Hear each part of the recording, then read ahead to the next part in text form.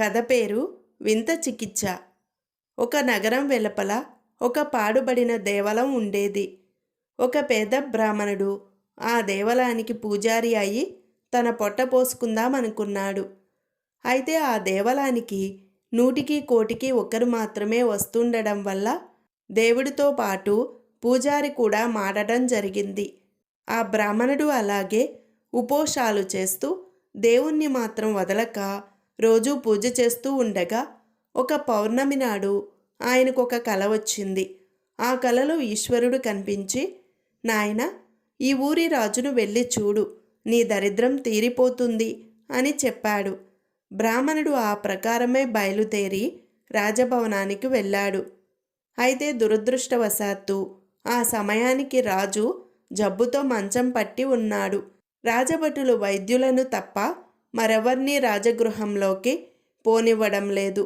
ఈ సంగతి తెలియకుండానే ఈశ్వరుడు నన్ను రాజును చూడమని ఉంటాడా అనుకొని బ్రాహ్మణుడు రాజభటులతో, నేను ఒక వైద్యున్నే, నన్ను లోపలికి పోనివ్వండి అన్నాడు.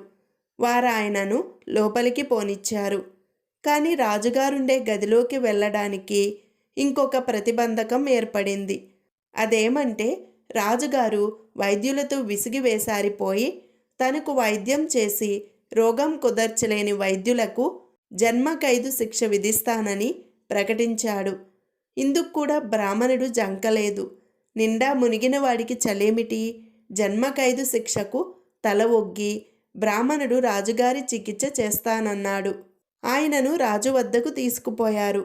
ఆయన రాజుకెదురుగా చేతులు కట్టుకు నిలబడి రోగం తాలూకు వివరాలన్నీ అడిగి తెలుసుకున్నాడు.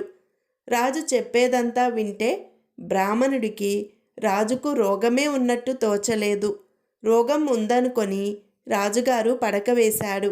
రోగం గురించి ఆలోచిస్తున్న వాడిలాగా బ్రాహ్మణుడు దీర్ఘంగా ఆలోచించి రాజుగారి రోగం కుదర్చడానికి ఒక ఉపాయం కనిపెట్టాడు.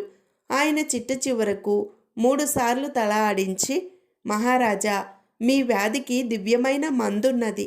దాన్ని తమరు నేను చెప్పిన పద్ధతిలో 3 పూటలు సేవిస్తే వ్యాధి పూర్తిగా నిలిచిపోతుంది అన్నాడు. రాజు ఆత్రంగా, చెప్పు, ఎలా చేయమంటే అలాగే చేస్తాను అన్నాడు. నేనొక కషాయం ఇస్తాను. దానిని రాణిగారు స్వయంగా మీ నోట్లో పొయ్యాలి. 3 ఉద్ధరణల కషాయం మీరు తాగాలి. అయితే మీ నోట్లో కషాయం పోసేటప్పుడు రాణిగారును, దాన్ని తాగేటప్పుడు మీరును ఏనుగులను గురించి కానీ గుర్రాలను గురించి కానీ ఆలోచించకూడదు. అలా ఆలోచిస్తే మందు ఎంత మాత్రమో పనిచేయదు అన్నాడు బ్రాహ్మణుడు. రాజు నవ్వి, ఇది ఏమంత కఠినమైన పని కాదే. మందు తాగేటప్పుడు ఏనుగుల గురించి గుర్రాల గురించి ఎందుకు ఆలోచించవలసి వస్తుంది అన్నాడు. మర్నాడు బ్రాహ్మణుడు ఏదో కషాయం తయారు చేసి పంపాడు. దానిని రాజుగారి నోట పొయ్యడానికి రాణి వచ్చింది. ఉద్దరినితో కషాయాన్ని రాజుగారి నోట పొయ్యబోతుండగా ఆమెకి ఏదో రథం చప్పుడు వినిపించింది. వెంటనే ఆమెకు గుర్రం జ్ఞాపకం వచ్చింది. ఆమె రాజుగారి నోట్లో మందు పోయక లాభం లేదు, నాకు గుర్రం జ్ఞాపకం వచ్చింది అన్నది. 2వ పూట రాణి తన నోట్లో మందు పోయబోతుండగా రాజు, ఉండు, నాకు ఏనుగులు జ్ఞాపకం వచ్చాయి అన్నాడు.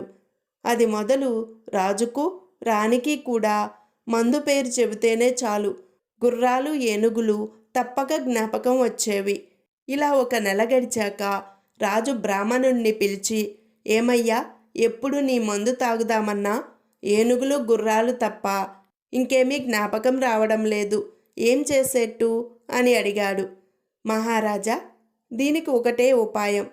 మీ ఏనుగులను గుర్రాలను కూడా ఎవరన్నా మంచి బ్రాహ్మణుడికి దానం ఇచ్చేయండి అన్నాడు బ్రాహ్మణుడు. మళ్ళా ఎవరో ఎందుకు, వాటిని నువ్వే పుచ్చుకో అన్నాడు రాజు. దివాణంలో ఉన్న ఉద్యోగస్తులు ఏనుగులను గుర్రాలను జాబితా వేశారు. రాజుగారు లేచి కూర్చొని వాళ్ళతో పాటు లెక్కలన్నీ చూశాడు. ఈ పనిలో నిమగ్నుడైపోవడంతో ఆయనకు తన వ్యాధి మాటే జ్ఞాపకం లేకుండా పోయింది. ఇంకా దానం పూర్తి కాకుండానే రాజుగారి వ్యాధి నయమయ్యింది అని అందరూ అనుకున్నారు. బ్రాహ్మణుడు రాజుగారి దగ్గర ఏనుగులు గుర్రాలు దానం పుచ్చుకొని అయ్యా, చికిత్స పూర్తయింది, ఇక నాకు సెలవిప్పించండి అన్నాడు.